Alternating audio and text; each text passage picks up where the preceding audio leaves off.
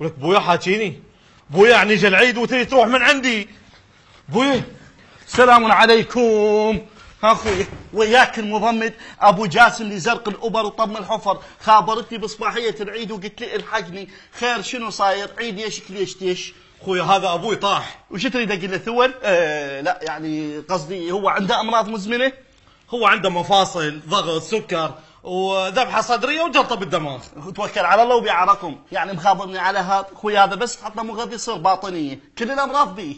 الله يخليك، كل شو لا تقول لي مات، فدوى اروح لك رجعه. ادري هو مدقر مدعوم ما رجع على البارد. شوف خويا حتى نومته تخوف. شنو يعني مات؟ لا بعدنا ما متاكدين، بس خلي النسوان يصرخن. لا يعني خلي يسوين شاي على ما نفحص. هسه وقت شاي. يلا نشربه بالفاتحه. ها بشر. لا الحمد لله الطفل ما بي شيء. هسه نشوف ابوك.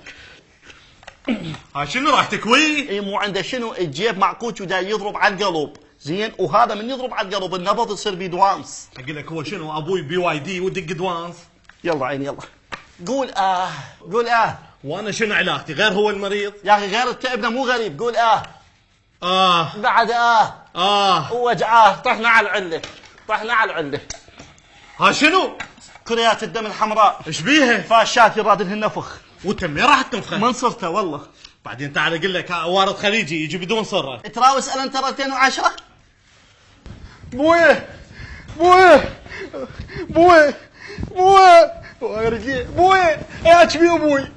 خويا كنا نتغدى، شو خلص غدا وراسه سكت. ايش وكلتوا؟ خويا قلنا اليوم عيد واشتهى تمن ومرق وتشريب لحم ودجاج شوي وسمك.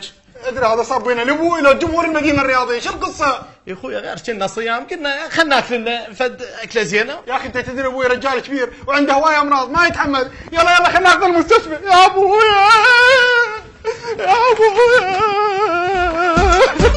ثاني ابوي تدري عنده هوايه امراض. يا اخي ما يصير ما يصير. امشي خلينا ناخذ المستشفى. امشي يا ابويا.